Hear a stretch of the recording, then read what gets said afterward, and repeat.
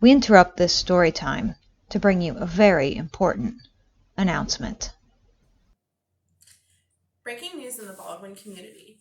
Evidence of fairies have been found in gardens across our neighborhood. We'll take you live to Miss Becky, who's on the scene. Hi, Angela. I'm Miss Becky, and I am the caretaker of a community butterfly garden here in Baldwin. And today, when I was doing my normal rounds, checking for pollinators, see if we have any caterpillars or any butterfly eggs, I noticed some very interesting inhabitants to our garden that I have not noticed before. So I'm so glad you could come out here today and we could share these discoveries with everyone in the Baldwin community, and maybe they have some other clues as to what could be going on here. So let me take you for a closer look at what we're finding today. I first suspected something unusual was going on when I looked down and saw what seemed to be footpaths on the ground. So I came down and investigated further, because sometimes in nature you really have to get a closer look to see what's going on. So I noticed there was a path going through an archway. When we followed the archway, it came to a beautiful little house, complete with a broom for keeping things tidy. From there, I noticed the path split, and we followed it here. We could go through the plants. Imagine being a small creature walking along here. And we came to a little garden area, maybe a bench for sitting and watching the animals. How cute. When I followed the path the other direction, I came to another shelter, possibly a tent for relaxing. It seemed to be made of leaves and maybe some plant fibers holding it all together with twigs. What a cozy little place, and under the shelter of our trees, our plants for our pollinator garden. And following the path further, I discovered yet another house. Look at these tiny little steps that go up to this house. And then my most magical surprise was in an unmarked area, which seemed to be a little grove for maybe eating a lunch. All ready with bowls and stools, just awaiting magical guests. We'd love to learn more about what's going on in this garden. Our next step is we're going to try to call our local library to see if they could help us get any references on any maybe fairy-like creatures that could be making houses in these gardens. As always, a good place to find information is your local library. So I'm going to give them a call right now. 412-885-2255.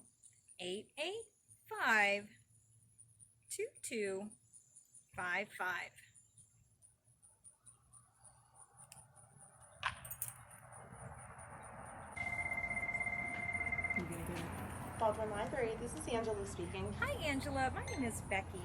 I was wondering if you could find me any books about fairies. Sure, we can absolutely find you some books about fairies. I just need your library card number. Okay. It is 211111008675309. Okay, perfect. Then we will find some books and we'll call you whenever we're Oh, ready. great. Thank you so much. Bye. You're welcome. Bye. I got the call that my books are in. Hi, how can I help you? Hi there. My name is Becky, and I have some books on hold. So can you get them for me? Sure, do you have your library card? Sure.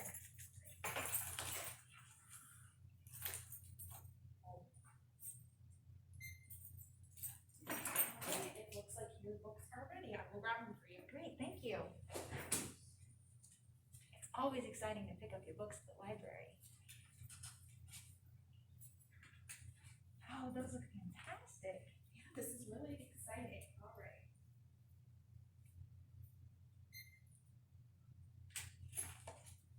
Thank you.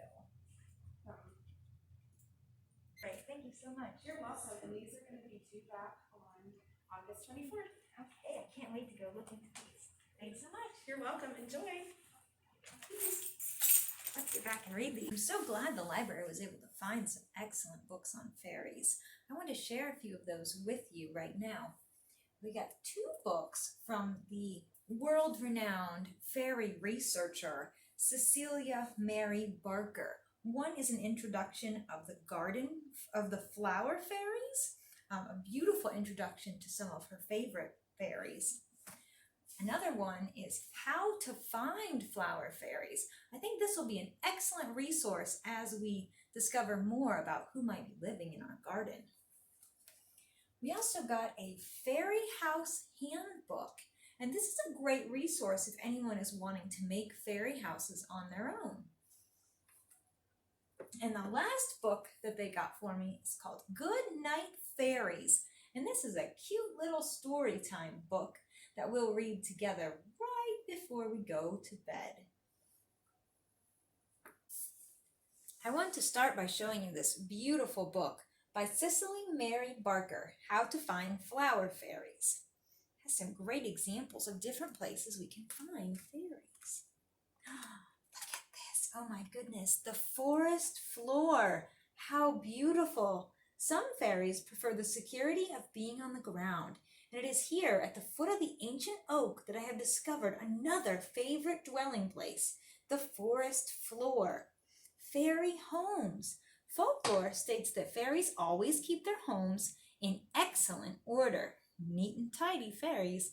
I can imagine my little fairy friends sweeping up with a twig or a catkin for a broom. Wasn't there a broom in the garden we found by the library? Oh, wow. We peek in all these little holes. Oh my goodness. In this one, there's little fairy slippers drying.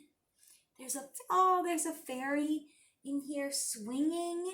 This is just such a beautiful book. What an amazing piece of art. Wow. In the garden.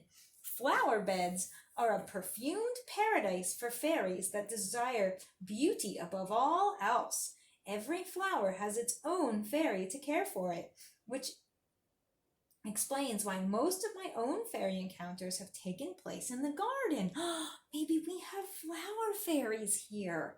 Flower fairies wear outfits made from fallen petals. By dressing to look like the flowers that surround them, the fairies may flutter by unseen. They're very camouflaged. Ooh, it says here, in the summer days, some fairies hang their washing clothes out to dry on the webs of friendly spiders. Can we look and find any? Oh my goodness, here's some. See the spider web? There's some fairy clothes hanging on here. And this cute fairy sleeping right here. Oh, there's just so many fairies looking just like the flowers. Orange fairy over here. Just so beautiful. Let's see what's next. Wow. By the wayside. The hedgerows, commonly situated by the waysides, are very safe places for fairies to live. Their thick, dense greenery contains many plants and hidey holes to find secret places. Many hedgerows are hundreds of years old and contains large communities of fairies.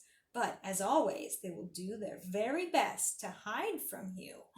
Ooh, fairies love to hold feasts and banquets. Do you remember the little picnic area we thought we might have found in the garden? Look here.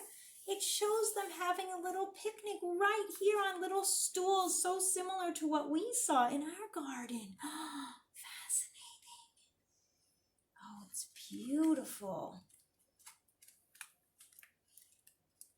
Here's one more. The marsh. Past expeditions have led to my discovery that the misty world of the marshlands is the most revered location in the fairy kingdom. Ooh, this is where they really want to be.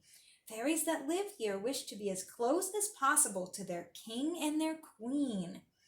Few humans venture to the marshland, and should you visit, great care must be taken here.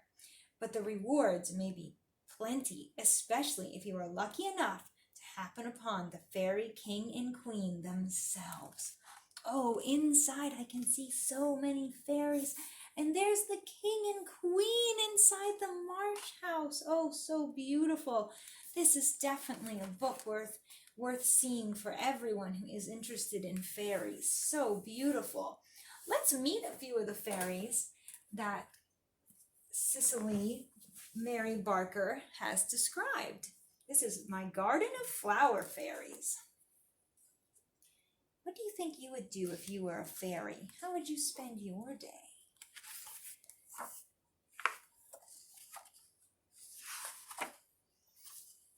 Oh, here's a fairy named Periwinkle. Under trees and in the shady places in the garden, Periwinkle spreads his little blue flowers and dark green leaves. When Periwinkle is feeling mischievous, he uses the prickly edge around his leaves to tickle the other fairies' feet. Oh my goodness, look at him tickling the feet.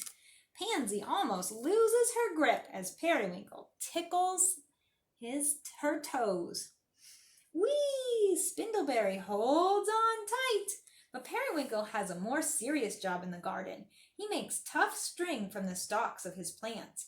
The fairies use the string for many things, but what they like to use the string for most is swinging from plant to plant. Oh, that would be so fun. But do you remember in the little village that we found, I think there was some string holding together some of the houses. I wonder if a fairy like Periwinkle made it. Look at this, it's called Sweet Pea. Here's Sweet Pea right here. All the fairy babies in the garden love Sweet Pea, especially the girls. Sweet Pea has a fabulous collection of outfits that she likes to dress the babies up in, just as if they were dolls. Sweet Pea Fairy has a little sister whom she spoils with all of her best dressing up clothes. When little Sweet Pea grows up, she will be the most fashionable fairy around. That would be fun to have all those dress-up clothes made from plants, from the leaves and the petals. How beautiful. Heather. Heather is a fairy who loves to run around, dropping seeds everywhere. She is one of the most active fairies in the garden and doesn't like to sit still for very long. Wow, Heather sounds like my children if they were fairies. When she is sitting quietly, Heather uses the springy leaves from her plant to make soft beds for the baby fairies, and her stalks make perfect brooms for cleaning. Oh, there's a little baby. Oh, so cute. Let's see one more. Honeysuckle. Of all the flower fairies, Honeysuckle climbs the best. He can scramble up walls, trees, and even hedges. As he climbs, Honeysuckle pulls the leafy tendrils of his plant with him. In the evening, Honeysuckle climbs up to the very top of the plant, plucks one of the blossoms, and he blows into the flower as hard as he can to spread his honeysuckle scent into the night sky. Night moths are attracted to the smell and come from far and wide to drink the sweet honeysuckle nectar. Wow, so many different fairies, all with such important jobs. How fascinating! We got such great information from our library books. I can't wait to go back to the garden and look for more fairies. But now we're going to go back to Miss Angela at Imagination Station. And there you have it firsthand. We need your help to make these fairies feel welcome. Just have your grown-up click the link on our Facebook post for instructions on building houses for these mythical beings. Post your pictures below of the houses you created in the comments, and we'll feature them on our Baldwin Kids and Teens Facebook page. I wanted to share one more book with you about fairies. This one is Good Night Fairies, and it's by Kathleen Haig and illustrated by Michael Haig. It's time for bed, said Mother. I was wondering, said the child. About what? Said Mother. Fairies. Oh, hop into bed, said Mother, as she turned off the light, and I will tell you what I know about fairies. What do the fairies do when it's nighttime? Asked the child. Well, the fairies hang the stars in the evening sky, so every child will have a nightlight. Why? Asked the child.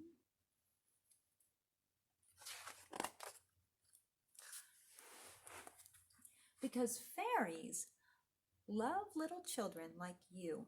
Of all the world's creatures, there is nothing so like a fairy as a child. Do fairies have toys? Asked the child. Fairies don't have toys of their own, but they gather and care for all of the lost toys children have lost. Aw, that's nice. So that teddy bear's getting loved. Aw. Do fairies ever sleep? Asked the child. On leafy beds in secret gardens. I see them all curled up in the garden. Please tell me of all the things the fairies do.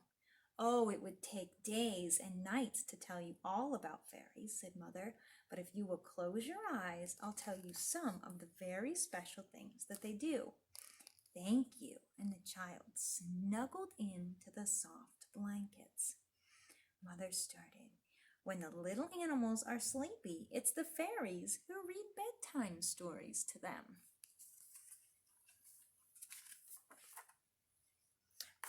Other fairies paint the wings of tiny bugs and make the butterflies beautiful.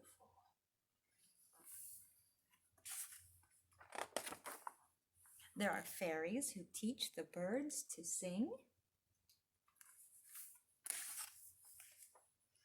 and the unicorns to fly. It is the fairies who comb the mermaid's hair and draw the rainbows to brighten the rainy days.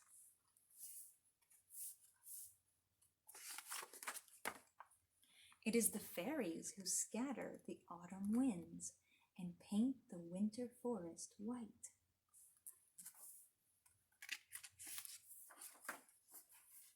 Fairies make the spring flowers bloom. In the warm summer nights, they dress in spider's lace and dance to the twilight orchestra. I think that's what they'd be doing now. And when little ones close their eyes and go to sleep, it is the fairies who welcome them to dreamland. Good night, whispered Mother, but the child was already fast asleep. If you were a fairy, what job would you have? I think I would want to paint the wings of the butterflies. I have a really special love for butterflies, and that would be amazing to be able to fly with them. Well, thanks for joining in with us today. I'm glad we got to see this special footage from the garden.